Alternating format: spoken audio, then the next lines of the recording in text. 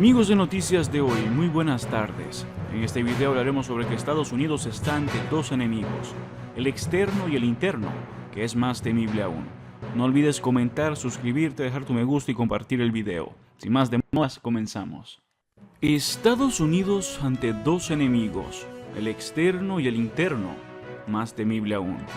Biden culpa a Putin por el alza de la gasolina, la máxima inflación de los últimos 40 años y la grave crisis alimentaria global, pero por ahora se abstuvo de culparlo de la surrealista crisis de leche de fórmula para bebés. Rusia va ganando la guerra económica que le impuso la dupla de Estados Unidos, Organización del Tratado del Atlántico Norte, la OTAN, que hoy controla a una irreconocible y devaluada Unión Europea. Cuando el petróleo y el gas se han disparado a la estratosfera, mientras el presidente estadounidense Joe Biden atribuye a la guerra de Vladimir Putin en Ucrania la emergencia energética estadounidense, que pone en riesgo el abastecimiento de electricidad a su país a 5 meses de las elecciones intermedias.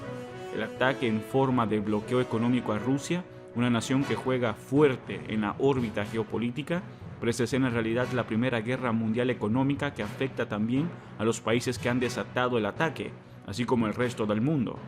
La canciller alemana, Annalena Baerbock, declaró 2 meses atrás que hay una amenaza de hambre brutal y culpó a Rusia para deslindarse de la responsabilidad que le cabe a la guerra económica declarada por la OTAN y Washington.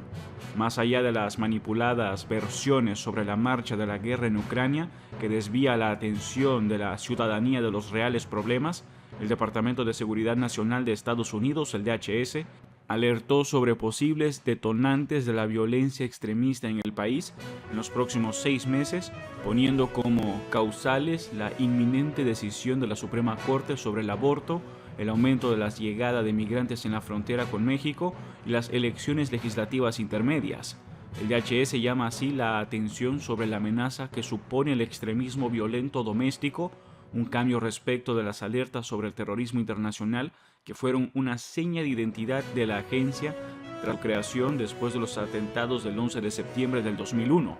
De hecho, las amenazas procedentes del extranjero solo se mencionan de pasada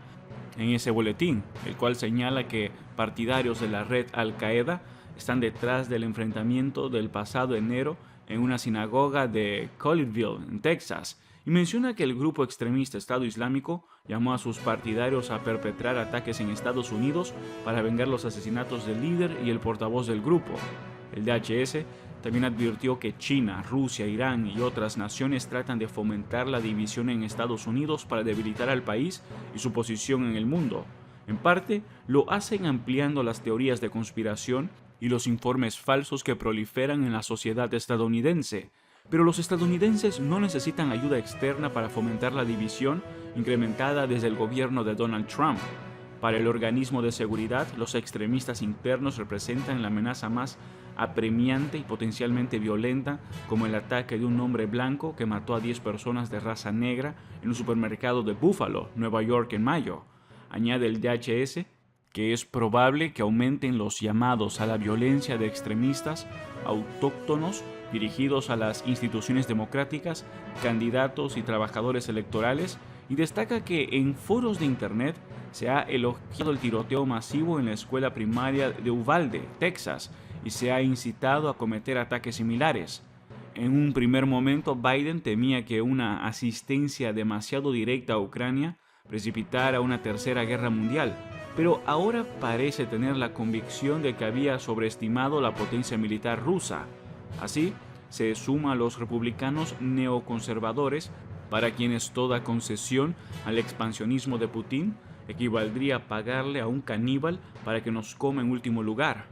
La apuesta estadounidense es tal que, dirigiéndose a los obreros de Lockheed Martin, que fabrican en Alabama los misiles antitanques Javelin, cuya temible eficacia han experimentado numerosos tanques rusos, Biden se regocijó de que los ucranianos nombran Javelin o Javelin a sus recién nacidos, señala Serge Halimi, director de Le Monde Diplomatique, quien añade que Europa parece pasiva y por el momento son los ventrílocos de Washington quienes dirigen el baile en el viejo continente. El economista estadounidense Michael Hudson ex analista de Wall Street, asegura que las personas que están a cargo de la política estadounidense piensan que pueden hacer estallar el mundo. Han estado pensando así durante 20 años. He trabajado con estas personas antes y realmente están dispuestas a hacer estallar el mundo si no pueden mantener la hegemonía y dominación. Como telón de fondo, el presidente ucraniano y comediante de profesión Volodymyr Zelensky se jacta de estar a punto de propinarle una derrota a Rusia, la superpotencia de misiles hipersónicos nucleares, pero la realidad muestra que Ucrania ha perdido más de 25% de su territorio y está a punto de quedarse sin salida al Mar Negro después de la caída de Mariupol y la inminente toma de Odessa.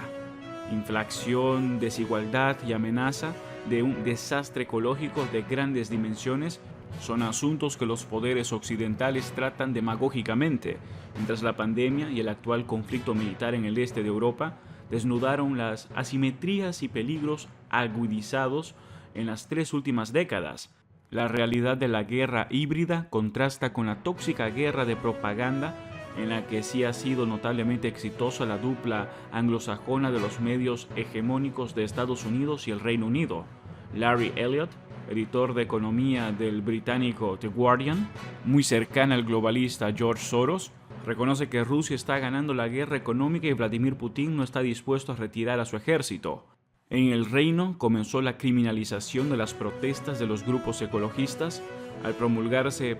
penas de cárcel hasta de 12 meses para quienes bloqueen autopistas o alteren el funcionamiento de aeropuertos y ferrocarriles, apuntando a reprimir, en lo esencial, organizaciones ambientalistas como